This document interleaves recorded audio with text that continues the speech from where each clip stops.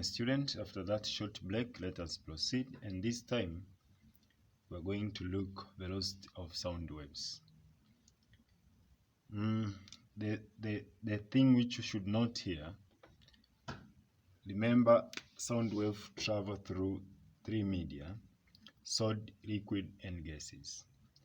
Now this means velocity of sound waves depends on the media. Depends on the media through which the wave is propagating or is traveling. That is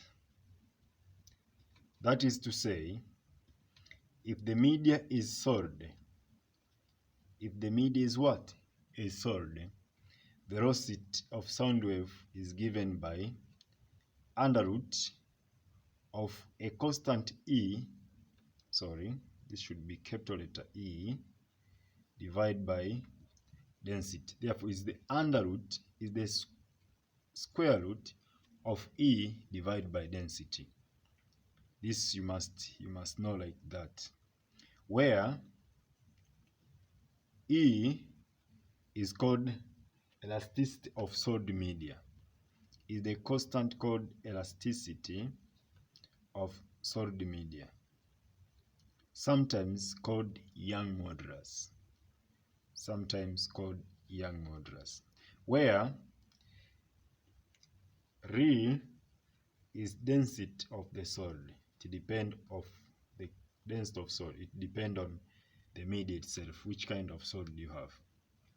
For example, if we assume that our solid media is still, velocity of sound which will travel through still is equal to 5,000 meter per second. This is the velocity of sound in still, if you assume our media is still. Now this is liquid, this is solid. But also we go to B, which is liquid. Now I said sound wave velocity depend on the media. We have done with solid. Now we go to liquid. For the case of liquid, velocity of sound in liquid is given by under root of a constant B divided by density. B is the constant of a media, which is called elasticity of liquid media. Remember, for sound wave to travel, there must be elasticity of volume, and this is what we call, sometimes it's called Back modulus. If at all you be asked to calculate velocity of sound in a liquid, and you have been given Back modulus and density of that liquid, it will be simple like this, where rho is the density of liquid. This is density of liquid. If you assume our liquid is water, for water, V will be equals to 1,500 meter per second. I think you remember in your calculation for the last set 6, the answer V was which is velocity of water, was 1,660 meter per second. It is ranging from here. Therefore, the velocity of sound in water is 1,500 meter per second. This is for the case of liquid. Now we go to the case of air. What is the velocity of sound in air? Che is air. Velocity of sound in air was given out by two pioneers. One was Newton. The first pioneer was Newton, and the second pioneer was the French mathematician and physicist Pierre Laplace.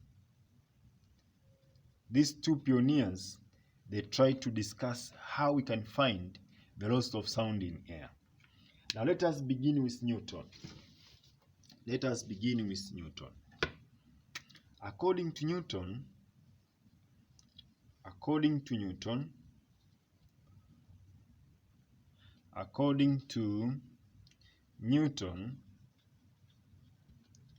he said V is nothing but under root of pressure over density. This is according to Newton. According to Newton, V is nothing but under root of pressure over density. But why did Newton say this? Newton said this after assuming that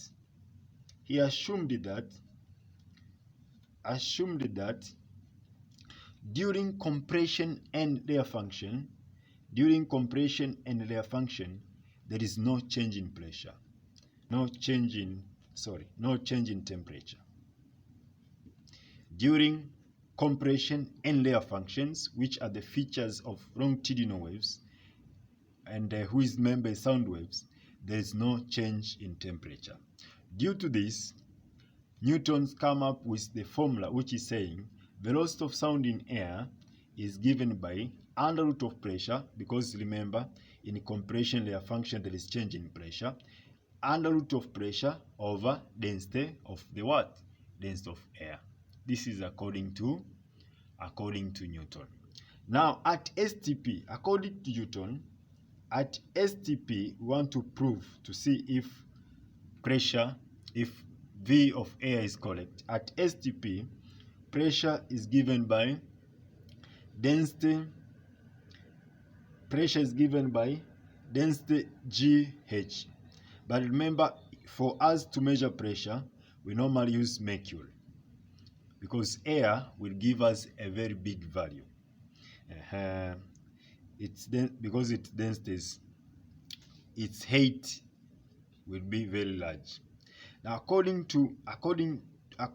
STP, according to Newton, density of mercury is 13600, G is 9.8, H is 0.76 meter. Now, due to this, pressure, its value will be 101,292.8. This is pressure. But it is pressure divided by density. Density of air, remember we are looking now to the velocity of air. Volume of air is nothing but density of air is nothing but 1.29 kg per meter cube. Want to look the speed of sound in air, we assume this one to be pressure of the atmosphere, atmospheric pressure, because the one which is contained into air, and this is the what? The density of air. Now, due to Newton's, what's happened? Due to Newton's, we come up with the velocity of sound in air after calculation. That means is equal to under root of 101,292.8 divided by 1.29. If your calculator is very, very correct, you will get that the answer is 279.8 meter per second. This is approximately equal to 28 meter per second. Therefore, according to Newton, through calculation, we have found that the velocity of sound in air is the constant given by 280 meter per second. This value does not match with the experimental value of velocity of sound in air, which is ranging from 330 to 340 meter per second. Now, due to this, Laplace come in to try to figure out how can we find the velocity of sound in air. Can we rely on Newton's, which is its velocity is equal to under root of pressure density, or we are going to have another new formula? Now there, Laplace come in. After there, Laplace come in. Now let us look how Laplace point out the way forward in finding the velocity of sound in air. According to Laplace, who was, I said, the French mathematician and physicist, he said during compression and layer function, first of all, there is no change in temperature. There is change in temperature. There is change in temperature. There is change in temperature. Remember, Newton's said there is no change in temperature. But Laplace said there is change in temperature because during compression, there is what? There is the particles are close together. That means there is high friction. Due to friction, there is increase in temperature. During layer function, the particles are far to get away. This means now friction is decreased, hence temperature is lowered. Therefore, you can see during compression layer function, there is change in temperature. This is according to mathematician scientist who is Pierre Laplace, the Frenchman. After there, Laplace introduced the new formula, which is saying the velocity of sound in air is calculated by taking the under root of a certain constant, which is its symbol is gamma, P of air, which is atmospheric pressure, divided by density of air. This one where the symbol gamma represent constant, which is called atomicity. Atomicity is the constant which depends on the number of molecules. For example, for monatomic gas, example carbon monoxide, atomicity is 1.67. But when you talk about diatomic gas, for example oxygen, atomicity is 1.4. When you talk about polyatomic gas, for example ammonia, atomicity is 1.3. Don't mind, these ones will be given depending on the gas given. Now due to this,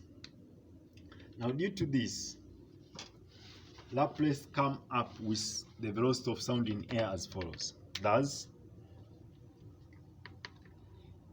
from pressure in air, which is atmospheric pressure, is equals to density of mercury, GH, its value becomes 101,292.8 Newton per meter square if all these ones have been collected, substituted. And we have density of air is 1.29 kilogram per meter cubic. But also again we have atomicity of air. Now we talk about air. Our atmosphere is contain oxygen. We call it 1.4. Now due to Laplace, V now becomes equal to under root of 1.4 times 101,292.8 divided by 1.29. Now according to Laplace, the answer becomes 331.55 meter per second. Therefore, this is the velocity of sound in air. Now, as I said, the experimental value is ranging from 330 to 340 meter per second. Now, who is correct? Laplace or Newton? When you consider these two scientists, you find that the value of Newton, which is 280, is out of limit of the velocity of sound in air. But when you consider Laplace, which is 33155, which is approximately equal to 332 meter per second, you will find that the value of Laplace is approximately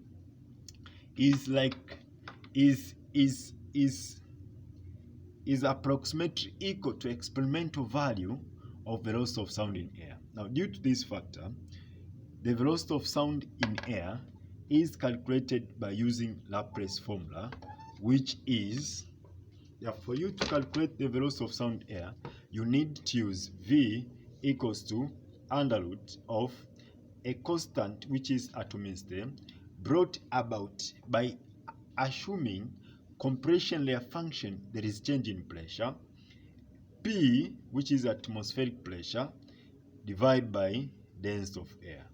And this one's was named as, this equation is also known as Laplace collection. If one will ask you what do you understand by Laplace collection, is this equation, because he collected Newton's, which was saying V is nothing but under root of P of density of air. This is not used because it does not give us the correct value of V. I hope that is well understood. Let us resume. Let us have a short break. We're going to resume later. But thank you very much.